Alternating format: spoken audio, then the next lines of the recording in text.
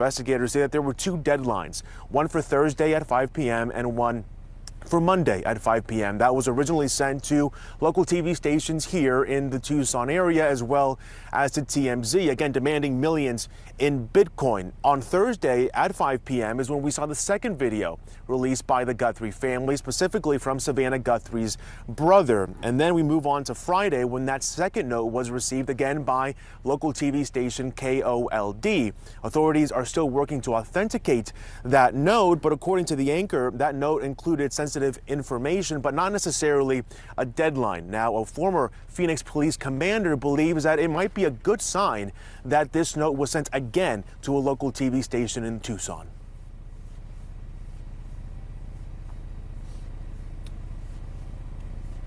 All right. The two initial contact points was TMC and the local Tucson affiliate.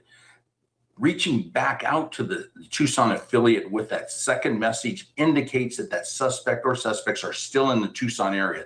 That is a very good sign. As soon as I heard that, I said, wow, excellent.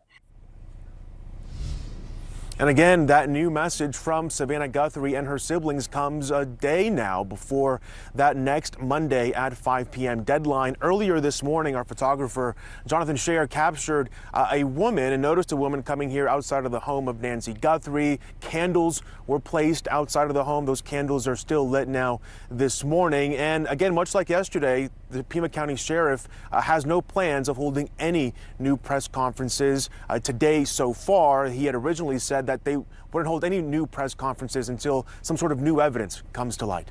Ivan Rodriguez reporting for us this morning. Thank you. CNN's Josh Campbell is a former FBI agent, and he says that the Guthrie family, the fact that they're using social media to ask for their mother's release suggests that they have not established a line of communication with this possible abductor. I've worked kidnapping cases where if there is an actual line of communication that is set up, that is treated sensitively, that is protected, that is not something that either the family nor the FBI crisis negotiators, for that matter, would actually be publicizing. And so the fact that we see this appeal, again, via social media tells us that they're essentially responding to the alleged abductor here via the medium that they have chosen, and that is sending information out via the press.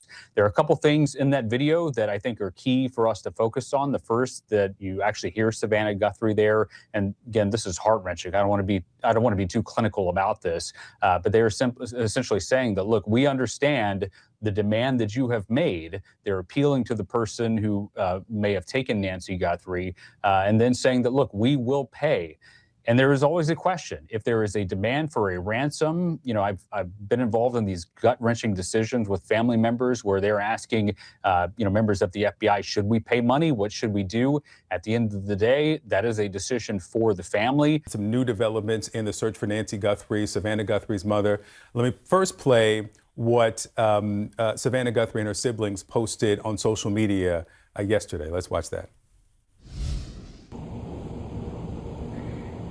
We received your message and we understand.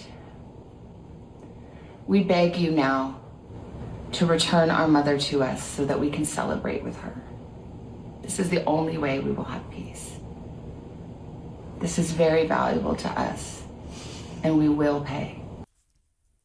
And so what was not in this video was the call for proof of life to show that they have her. Is that assuming that now they have that information?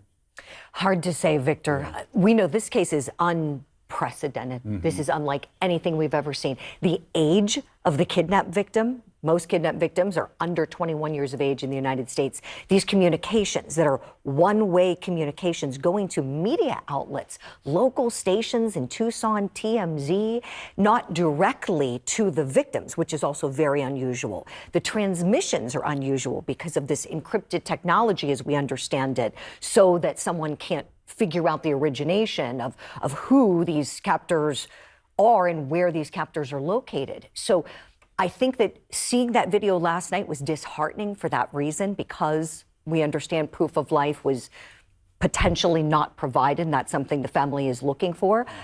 I encourage everyone to look at this, from a few steps back. These are just reportedly ransom notes, purported notes.